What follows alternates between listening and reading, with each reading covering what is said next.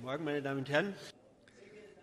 Ladies and gentlemen, I would like to ask you now to stop taking pictures so that we can start the meeting proper. I would like to ask everybody here to refrain from using mobile phones and in fact to switch off their mobile phones. Thank you very much. Ladies and gentlemen, I'm very pleased to open this 129th ordinary shareholder meeting of Audi AG. My name is Herbert Dies. I've been the CEO of Volkswagen AG since April the 13th, 2018. The local court of Ingolstadt appointed me a member of the supervisory board of Audi AG as of the 7th of May, 2018. The supervisory board elected me its chairman at its meeting yesterday. As chairman of the supervisory board, I shall preside over this meeting pursuant to Article 21 of the Articles of Association of Audi AG. I'm looking forward to this new task with particular interest. You can find more details about my previous career on the website of Audi AG and in the CV handed out at this shareholders' meeting. My particularly warm welcome goes to all shareholders, shareholder representatives, representatives of the media, our guests, and to all those watching us on the web. Let me welcome in particular you, Ms. Marianne Heiss, and Mr. Gunnar Kilian. Ms. Heiss has been a member of the supervisory board since the 7th of May 2018. Mr. Gunnar Kilian is to be elected to this body today. I would also like to welcome Ms. Petra Otte and Mr. Rainer Schirmer. They were elected to the supervisory board by the delegates of the employee representatives on April the 12th, 2018.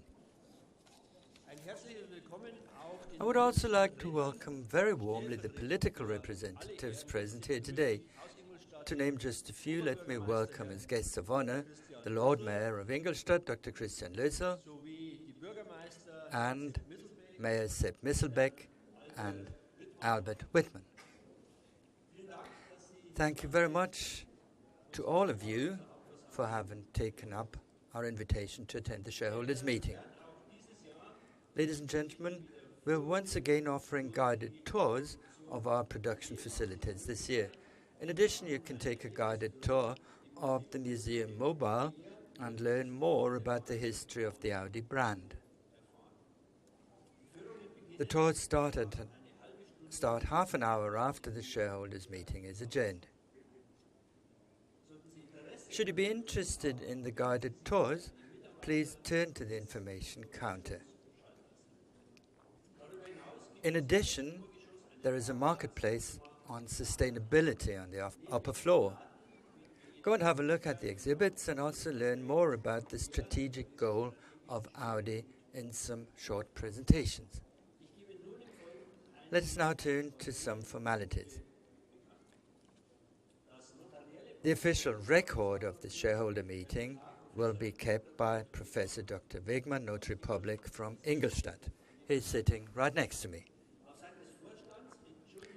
One member of the Board of Management is unable to attend today's meeting, Mr. Peter Kössler. He apologizes for health reasons. We would like to take this opportunity and wish him a speedy recovery. All members of the Supervisory Board are present at today's shareholders' meeting. The meeting has been called in due time and in due form. The invitation for the shareholders' meeting, along with the resolutions proposed by the management, were published on March the 29th, 2018, in the Federal Gazette in due time. The invitation for today's shareholders' meeting was also released on March the 29th, 2018, to those media of which it can be expected that this information will be disseminated throughout the European Union.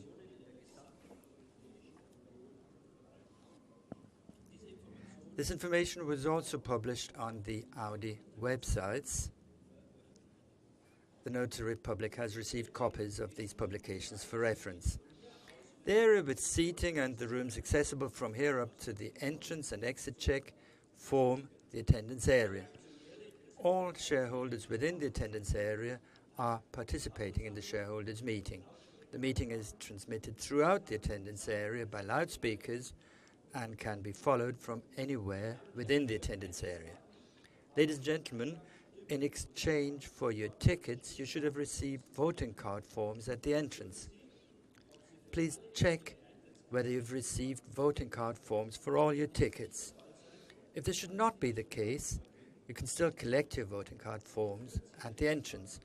Please keep your voting card forms on you at all times and handle them with care. The attendance record has not been fully completed yet. At the latest, by the time we take the first vote, it will be available for your perusal on a computer terminal at the information counter.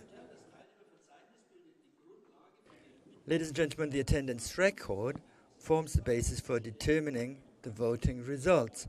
For this reason, it has to be updated constantly. If you should leave the shareholders' meeting temporarily or early, please make this known at the exit counters. You can appoint a proxy for the time you are absent. Messrs. Reinhard Schüttel and Stefan Traub of Audi AG have made themselves available as proxies.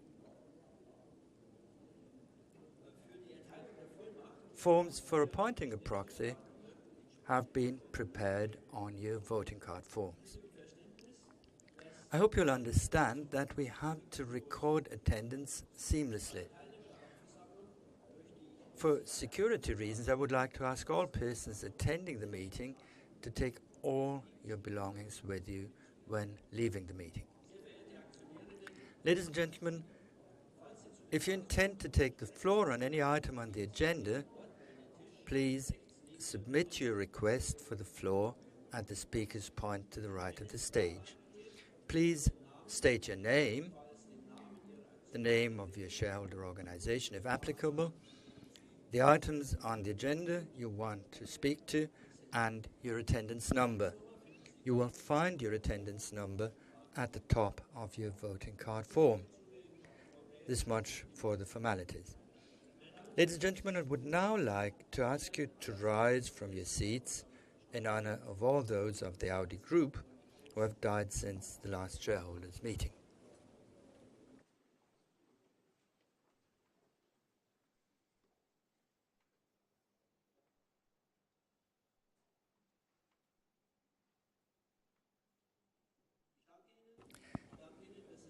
Thank you. Thank you for having risen in honor of the deceased. Ladies and gentlemen, I'm sure that I'm also speaking on your behalf when I now take this opportunity to thank all those very much who, despite great challenges, contributed to the success of Audi in the past fiscal year. The board of management and the managers of the company, the employee representatives, and a special thanks to all the employees of the Audi Group. Thank you very much.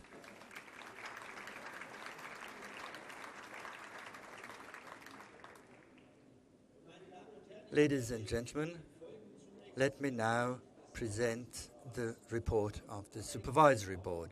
I shall also make reference to the German Corporate Governance Code. Afterwards, the Board of Management present their report. Then we take speeches and questions. To start with, I shall list all the agenda items that are up for debate and explain how we proceed. When the debate is completed, we take the vote on the agenda items.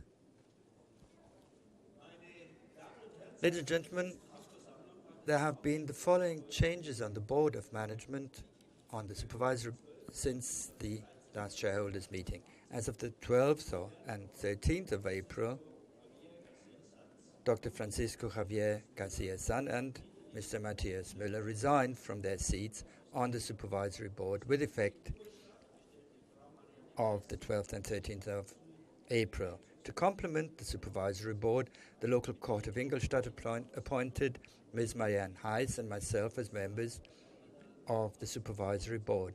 As of the end of today's shareholder meeting, the 5-year term in office of all members of the Supervisory Board will end. So I would like to take this opportunity to thank all members of the Supervisory Board for their committed work on this body, and I'm sure I can do so on your behalf as well. With the exception of Senator Orenz, all the shareholder representatives of the Supervisory Board are up for re-election. Senator Orenz, it's been more than 2 decades that you were involved in all the important and strategic decisions on the Supervisory Board of the company. This merits our highest respect and our highest gratefulness. On the 12th of April 2018, the delegates of the employees also elected their representatives to the Supervisory Board. Mr. Berthold Huber and Mr. Max Wecker from the employee bench will no longer be members of the Supervisory Board. Dear Mr. Huber, dear Mr. Wecker, you had to do this balancing act representing the interests of the employees and representing the interests of the company for more than 2 decades. I can imagine it wasn't always easy for you, and we would also like to thank you very much indeed and express our highest recognition for the services that you rendered to the company. The delegates of the employees elected Ms. Petra Otte and Mr. Rainer Schirmer as new members of the Supervisory Board. They're taking office as of the end of today's shareholder meeting. I would like to congratulate all the employee representatives who were elected, and I'm sure I'm also speaking on your behalf. I would like to welcome the new members to our board and hope they will all have a successful term in office. Ladies and gentlemen, as you were able to take from the invitation of this shareholders meeting, the election of the shareholder representatives on the Supervisory Board is due as agenda item for today. Due to various changes in personnel within the Volkswagen Group, it was necessary to modify the list of candidates proposed for the election on short notice. You were able to read about the modifications made on the homepage of Audi AG. In addition, you were handed out a sheet with the full modified list of candidates on registration. This much on personnel matters of the Supervisory Board. There were the following changes on the company's Board of Management since the last shareholders meeting. The following left the Board of Management with effect from the close of August the 31st, 2017, by mutual agreement with the Supervisory Board, Professor Thomas Sigi, Axel Strodbeck, Dr. Dietmar Foggenreiter, and Professor Dr. Hubert Walter. The Supervisory Board would like to thank the former members of the Board of Management. They were instrumental in the success of the company. As of September the 1st, 2017, Wendelin Goebel assumed responsibility for the Human Resources and Organization Division, Peter Kössler, responsibility for the Production and Logistics Division, Abraham Schott, responsibility for Marketing and Sales, and Alexander Seitz for Finance, IT and Integrity.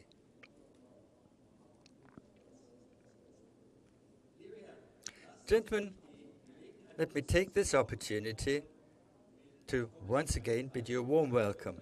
I wish you every success in dealing with the challenges we're facing.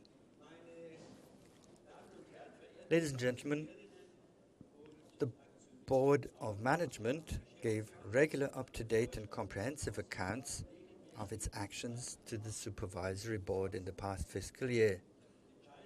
Decisions of fundamental importance were discussed in detail by the Board of Management and the Supervisory Board. The Supervisory Board considered the economic framework and the company's business development and policy, as well as its risk management and risk situation, at ordinary meetings of the Supervisory Board convened each quarter, as well as on the basis of regular oral and written reports from the Board of Management, and consulted with the Board of Management closely on these matters. At its 4 ordinary meetings in 2017, the Supervisory Board also considered at length the opportunities and risks for Audi in key markets, in particular in the United States, China, and the European markets. The subject areas it examined in this connection included ensuring a sustainable return, pricing options, the inventory situation, and the utilization of the individual plants. The Supervisory Board also consulted with the Board of Management on the further approach to participations, the proportion of women in the company, in particular on the Board of Management, but also below it, progress with digitalization and the connectivity of vehicles with their environment, as well as alternative drive systems and their prevailing legal position. It approved specific goals for the composition of the Supervisory Board, a competence profile for the board, and also the diversity concept for the Supervisory Board and Board of Management. The Supervisory Board was also regularly briefed by the Board of Management on the key content of Strategy 2025 and its progress. In approving the plans for human resources, financial and investment planning, the Supervisory Board once again confirmed the Board of Management's strategic decisions. At its 4th ordinary meeting during the past fiscal year, the Supervisory Board, together with the Board of Management, routinely determined the content of the Declaration of Conformity in accordance with Section 161 of the German Stock Corporation Act. In addition, the diesel crisis, in particular concerning the V6 3-litre TDI engine, as well as human resources decisions, accounted for a significant portion of the Supervisory Board's work in the reporting year. The Supervisory Board was kept constantly informed of the diesel crisis by the Board of Management in the past fiscal year, both in writing and orally. This applies in particular to events in the United States, but also in other countries or regions of the world, for example, South Korea, Japan, Australia, or Europe. In this connection, the Supervisory Board held 4 extraordinary meetings in the past fiscal year. In addition to its 4 ordinary meetings, the presiding committee of the Supervisory Board held 4 extraordinary meetings in 2017. The purpose of the extraordinary meetings of both bodies was, for example, to prepare and pass resolutions on the DOJ Criminal Settle Agreement, the second and third partial consent decree, the CBP settlement agreement, as well as the situation regarding the V6 and V8 TDI engine in Europe, especially in Germany. Before the respective resolutions were passed, the presiding committee and Supervisory Board sought comprehensive technical and legal advice from internal and external experts and took account of their assessments in the decision-making process. 1 extraordinary presiding committee meeting and 1 extraordinary Supervisory Board meeting was assigned for preparing and deciding on human resources matters. All Supervisory Board members were present at more than half of the meetings. The average attendance rate in the past fiscal year was above 96%. The members of the presiding committee held full consultations before each ordinary meeting. The negotiating committee did not need to be convened in 2017. The audit committee met once per year in the past fiscal year.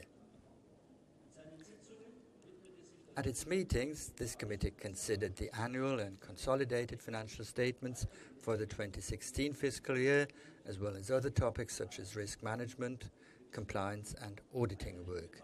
In addition, the audit committee scrutinized the 2017 interim financial report prior to its publication and discussed its contents with the Board of Management and representatives of the auditing firm. The audit committee also advised on the independence of the auditor, the findings of additional audits commissioned, and the situation of the company at the end of 2017. It passed the necessary resolutions for putting the auditing of the annual financial statements out to tender. The state of implementation of the German Corporate Governance Code within Audi was discussed at the Supervisory Board meeting on November the 30th, 2017.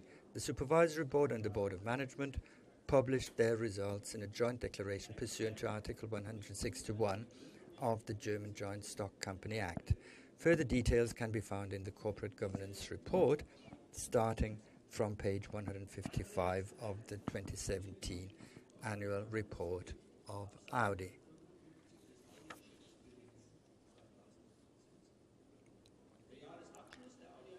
Audi AG appointed PricewaterhouseCoopers Aktiengesellschaft Wirtschaftsprüfungsgesellschaft as auditor of the accounts for the 2017 fiscal year. The auditor of the accounts confirmed the annual financial statements of Audi AG, the consolidated financial statements, as well as the combined management report of the Audi Group and Audi AG for the 2017 fiscal year, and in each case issued its unqualified certification with an additional note. The members of the Audit Committee and Supervisory Board received the documentation for the annual and consolidated financial statements together with the corresponding audit reports by the auditor in advance of their meetings on February the 22nd, 2018. The auditing firm's representatives explained the key findings of their audit in detail at the meetings of the Audit Committee and Supervisory Board, and then answered their queries from members of both bodies. Following examination of the audit documents received and in-depth discussions with the auditing firm's representatives, and based on its own conclusions, the Audit Committee recommended to the Supervisory Board at the meeting on February the 22nd, 2018, that the annual and consolidated financial statements each be signed off. After appropriate discussions, the Supervisory Board accepted this recommendation and signed off the annual and consolidated financial statements prepared by the Board of Management. The annual financial statements are thus established. Ladies and gentlemen, towards the end of my report, let me briefly turn to the remuneration system for the members of the Board of Management. The basic principles of the remuneration system for the Audi Board of Management were approved at the 121st Ordinary Shareholders Meeting on May the 20th, 2010, by a majority of 99.7% of the votes cast. Further details and the detailed figures of management board remuneration are published in the remuneration report, starting on page 160 of the Audi Annual Report for 2017. Ladies and gentlemen, this is the end of my report on the Supervisory Board. I thank you for listening and would now like to ask Mr. Stadler and Mr. Seitz to give their report on the business in 2017 and on the current situation of the company. Mr. Stadler, you have the floor.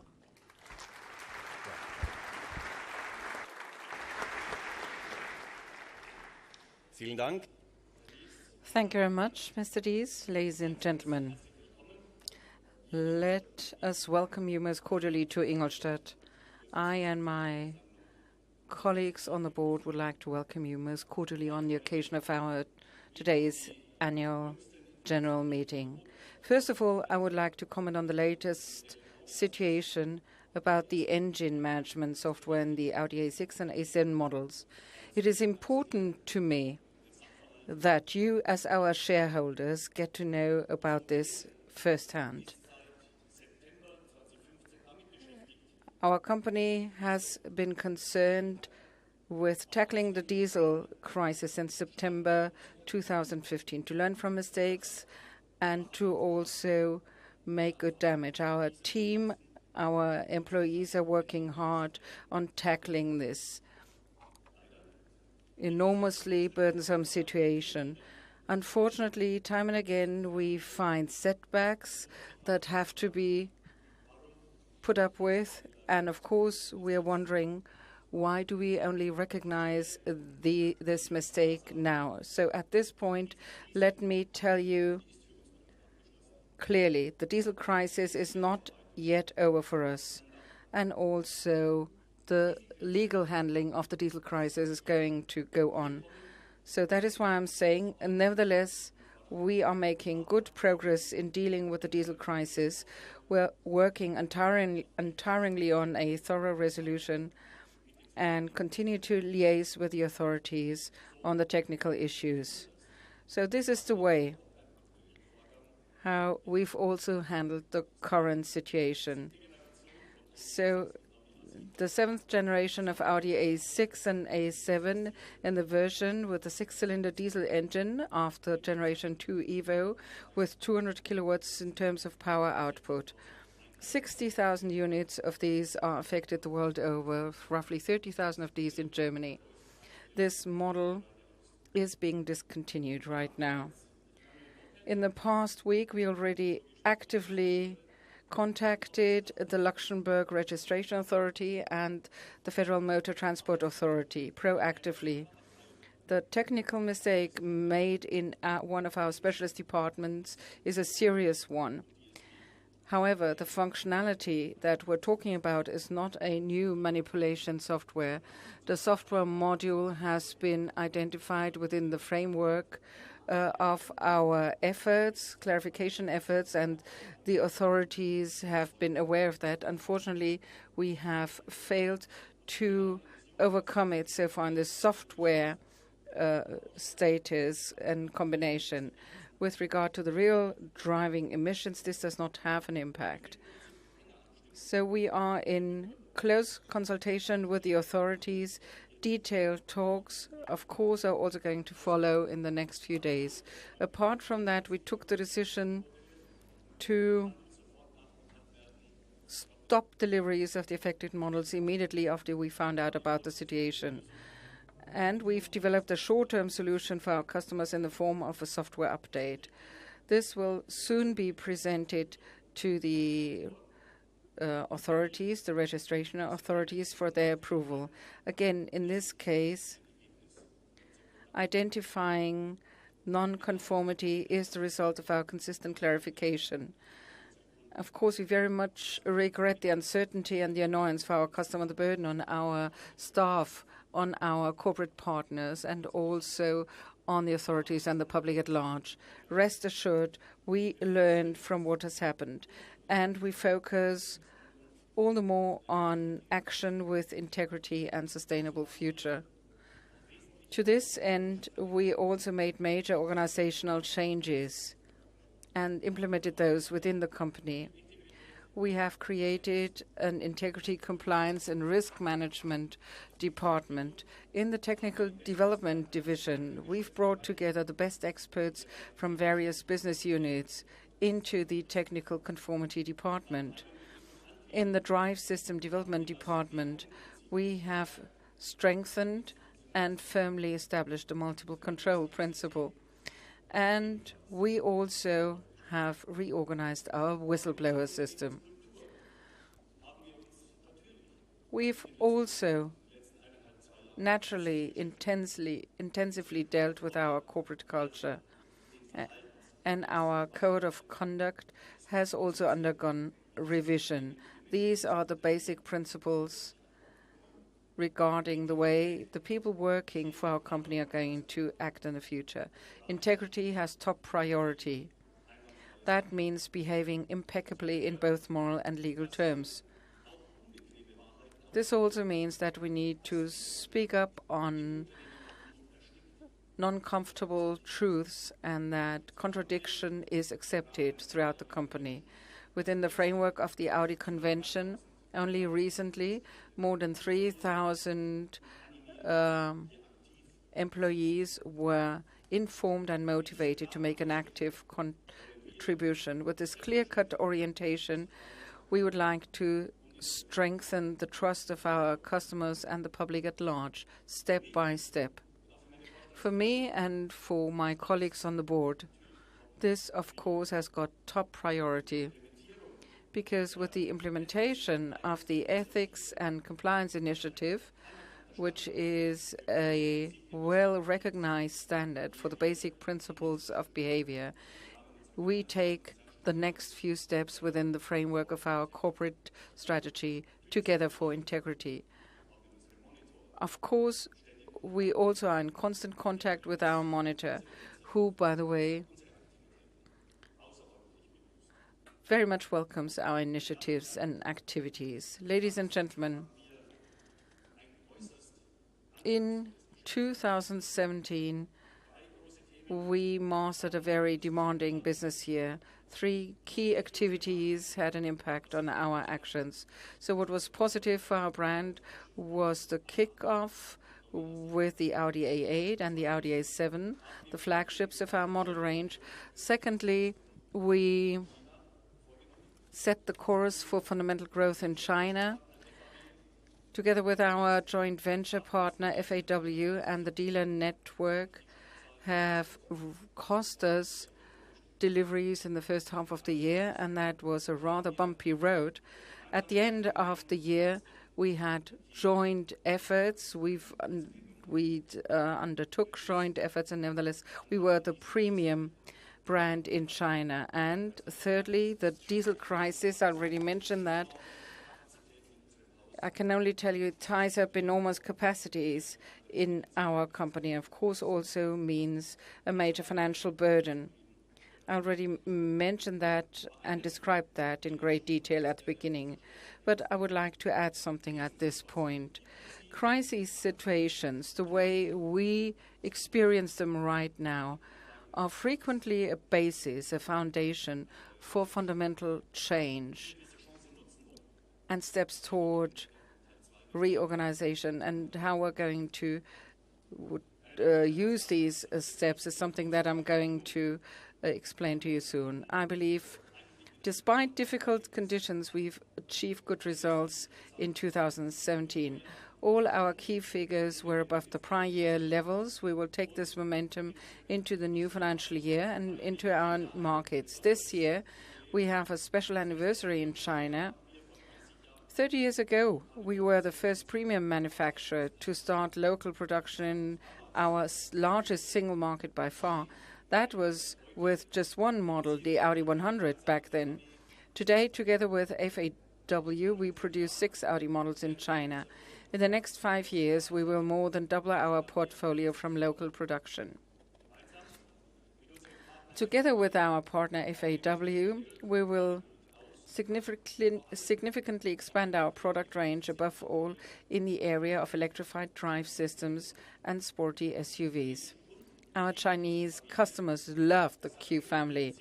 This is why we will launch 10 new SUV variants in the market, of which we will produce 7 locally. 5 of those 10 SUVs will be fully electric. All that belongs to our comprehensive market initiative in the Middle Kingdom. By 2023, we will double our deliveries in China to 1.1 million units, with the market growing remarkably. Basically, that means we're doubling our deliveries.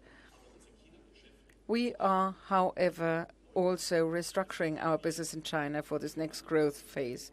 That is why we signed a memorandum of understanding. In that context, we plan to establish 2 new companies with FAW, both of which are components of our 10-year business plan. One of them is an independent sales company, and the other one is a joint venture, in which we will together develop a digital service offering and new mobility services, of course, tailored to Audi customers in China. Furthermore, the project for our future cooperation with the Shanghai Automotive Industry Corporation, SAIC, is now taking shape in accordance with our plans.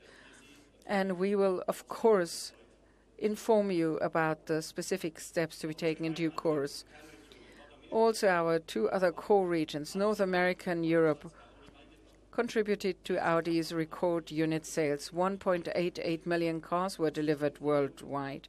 So we also made a strong start into the year 2018. In the first quarter, we sold nearly 10% more cars worldwide than in the prior year period. We grew by 10.2% in North America. Also in China, we are back on track again and above the prior year level in the first quarter, thus making up for the impact of last year's negotiations. This shows, on the one hand, how attractive the 4 Rings product range is for our customers and how loyal they are to us, also in challenging times. And I would like to personally thank all our customers for staying loyal to us. In 2018, we are continuing the biggest model initiative in the history of our company. We started last year. I already mentioned our new flagship, the new Audi A8. Along with the new progressive Audi A7, it represents our new design language and pioneering technologies, such as the fully digital operating concept with touchscreens and tactile feedback. They will be followed by the purist Audi R8 as the V10 rear-wheel drive version and the Audi A6, our best-selling upper-range car, as both a sedan and Avant. Audi A6, A7 and A8 lift the upper range and luxury class from Audi to the next level, of course.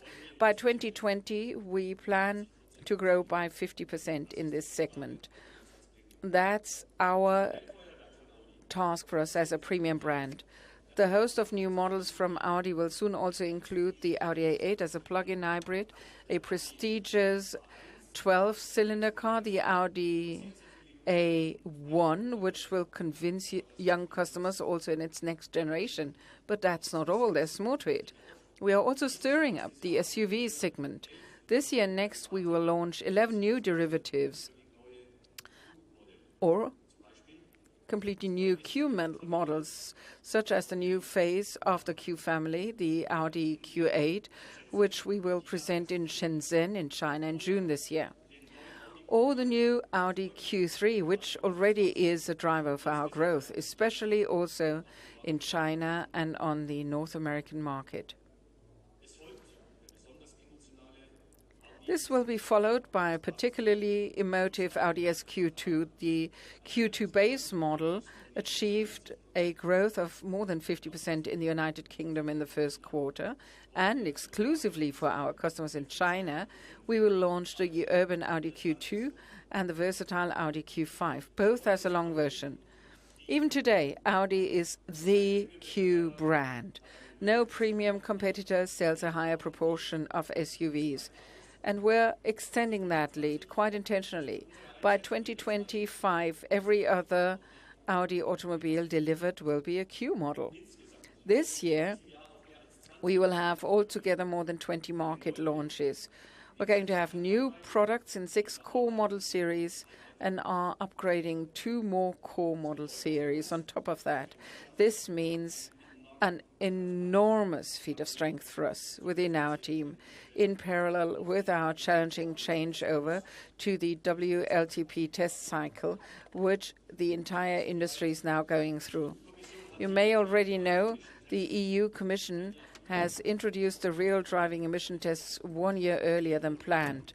We are currently re-homologating nearly every model in each engine, transmission and equipment version. At the same time, our engine test benches are already well utilized due to the clarification of the diesel crisis. Our goal is clear. We are taking the initiative with many new products in the future. This involves managing a complex phase-out and ramp-up scenario. And we are convinced from 2019 onwards, the new models will then develop their full momentum. In connection with the changeover to WLTP, this may have a temporary negative impact on our deliveries in some European markets this year. So 2018 thus remains a year of transition and a new start. We rely on the strength of our brand.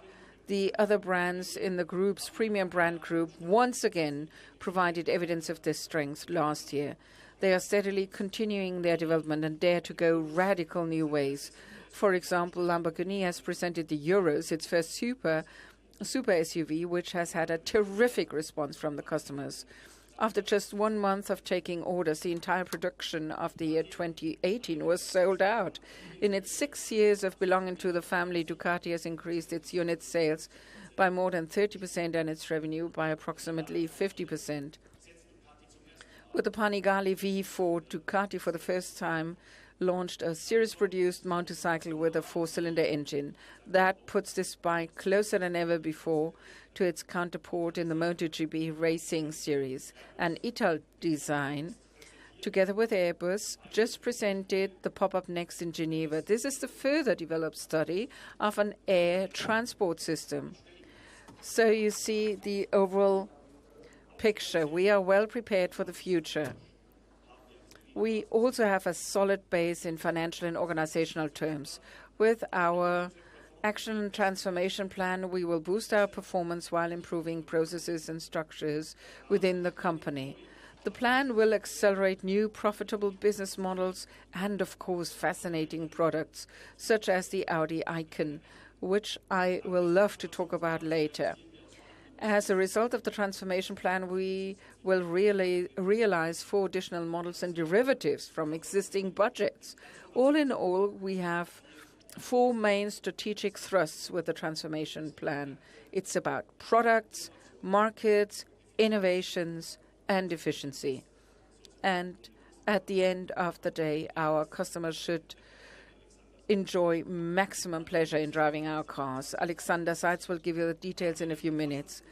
At the end of this program in 2022, we will have completed the most comprehensive corporate reorganization in Audi's recent history.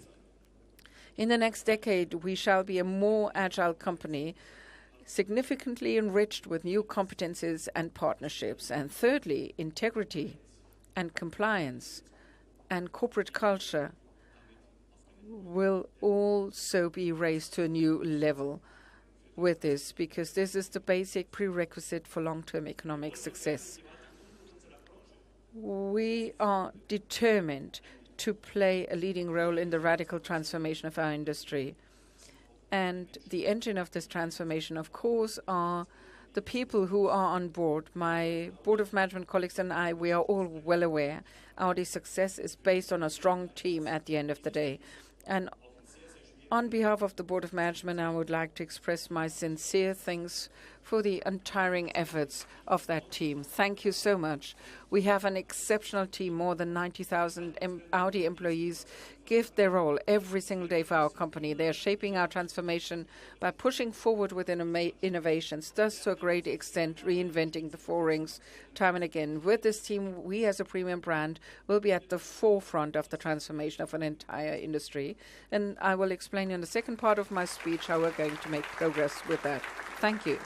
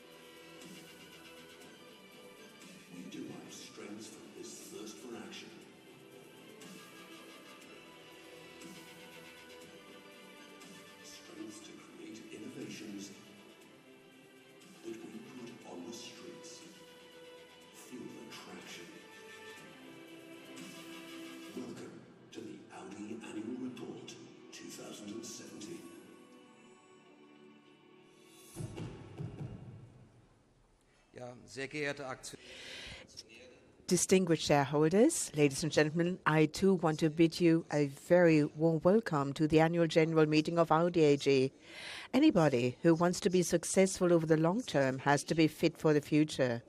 For me, this means innovative and versatile. It means resilient and upright. It means operationally excellent. And, as you also expect, financially successful. Our Audi Group is currently massively expanding its future viability. On the one hand, we are gradually overcoming the mistakes of the past. We are actively addressing the diesel crisis, financially and technically. And we are anchoring integrity within our culture. One example, as Mr. Stadler already mentioned, of how we are doing that is the Audi Convention. We have trained more than 3,000 members of our management staff in the subject of integrity at 14-day and 3-nights events with the participation of the Board of Management. They are now carrying this spirit into our team as role models and multipliers. On the other hand, we are rapidly gearing up for the future. We are taking the initiative with new car models and are significantly rejuvenating our portfolio compared with the competition. With the Audi Vorsprung 2025 strategy, we are focusing on autonomous and connected mobility, on alternative drive systems and new business models. In addition, we are securing our operational excellence and financial targets with our action and transformation plan, which I will present to you in a moment. Our Audi Group has proven that it is resilient to strong headwinds, and that is due not least to your support. I would now like to show you that it is worthwhile accompanying Audi as a shareholder also in the future. Our performance in 2017 is proof of this. Despite intensive competition, heterogeneous market developments, and discussions all around diesel technology, we have developed robustly and achieved our targets. The deliveries of the Audi brand were slightly higher than in the previous year and thus at a new record level. With a growth of 1.4%, we generated revenue of more than 60 billion euros for the first time. And we increased our operating profit before special items by 4.4% to 5.1 billion euros. In China, let me first give you an insight into the sales performance of the Audi brand. In China, we were able to increase our volume slightly. At the beginning of the year, our deliveries there were affected by intensive negotiations with our local partners. In the second half of the year, however, we were accelerating again. From July to December, we achieved an increase of 14% and set a new record in every single month. Deliveries of nearly 600,000 cars are renewed confirmation of our premium market leadership in China. In Western Europe, we achieved a slight increase of 0.5% and delivered a total of more than 800,000 Audi automobiles to our customers. And that in spite of Brexit in the United Kingdom and despite challenges from the model cycle. We performed very well in Spain and Italy. In Spain, we delivered 8% more cars and we achieved a growth of 10% in Italy. With deliveries of almost 230,000 units, we achieved a record in the United States for the 7th consecutive year. This was a significant increase of 7.8% in a declining overall market, and thus makes us the only major manufacturer to have grown in the US premium segment. More than half of our US customers choose one of our SUV models there. And also, deliveries of the Audi brand developed very satisfactorily in some other markets. In Canada, for example, we grew by 18%. In some markets with special situations, however, our volumes were weaker. Our total deliveries in the rest of the world were 6% below the previous year.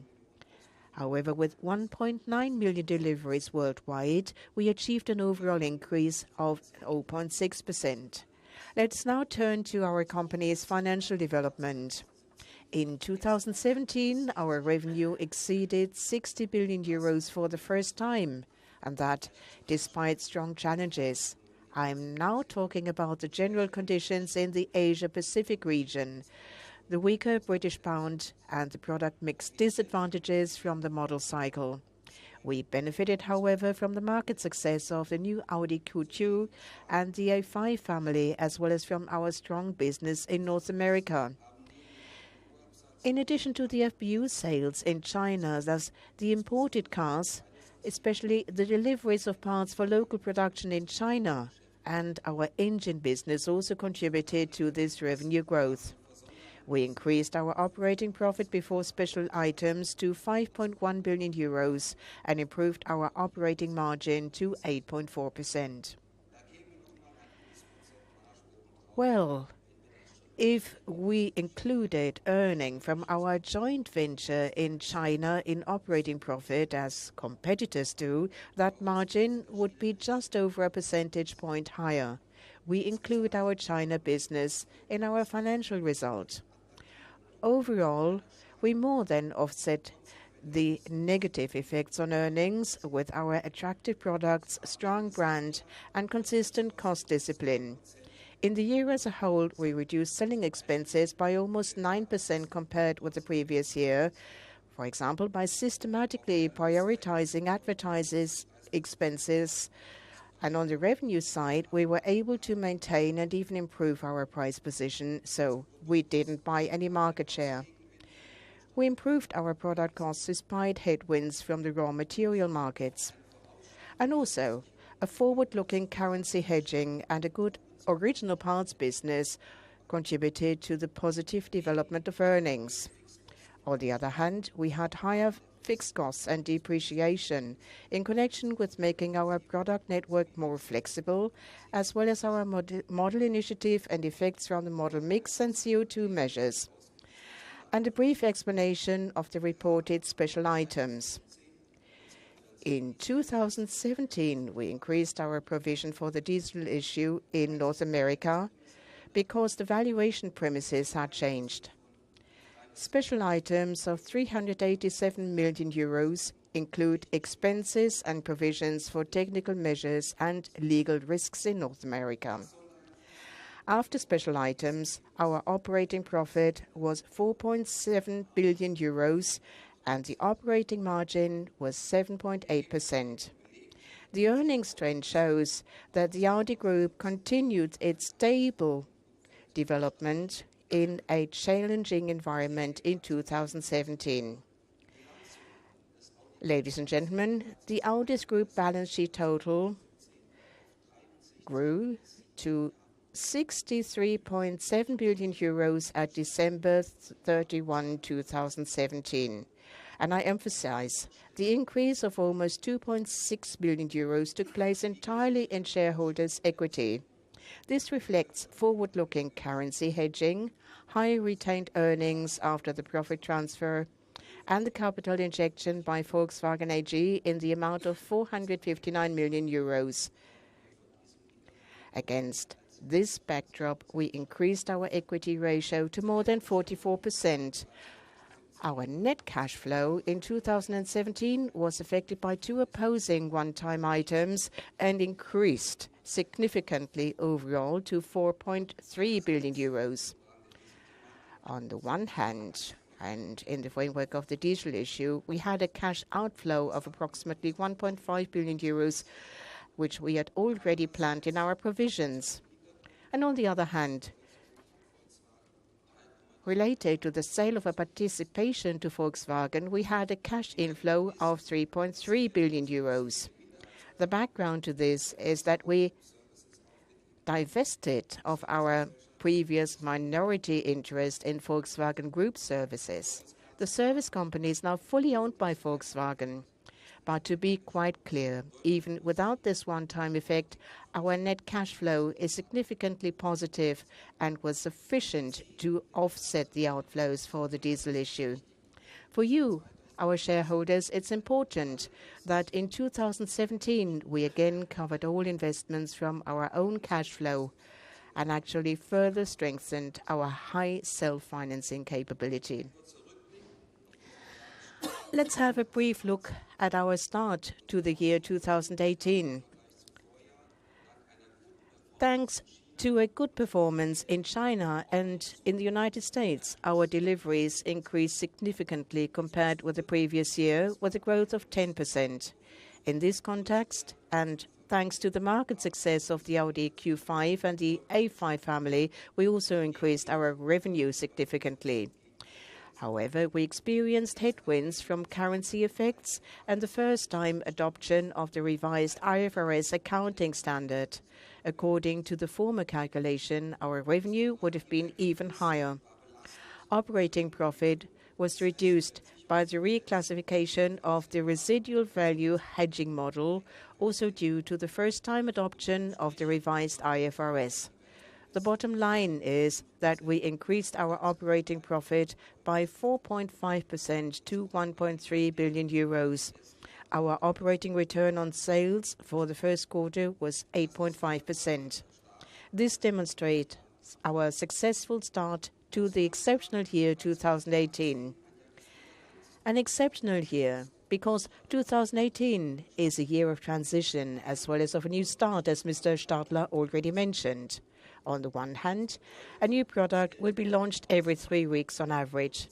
This means that older models will be phased out and production will be changed over for more than 20 new products, including our plant in Brussels for our first fully electric model, the Audi e-tron. In this context, we are also restructuring our production network to achieve even better group synergies in future. 2018 is an exceptional year also because the industry will have to adapt to new homologation requirements, especially the WLTP test cycle. These challenges tie up capacities, temporarily influence our business, and can lead to fluctuations in volumes and financial key figures during the year. Nonetheless, we maintain our ambitious forecast.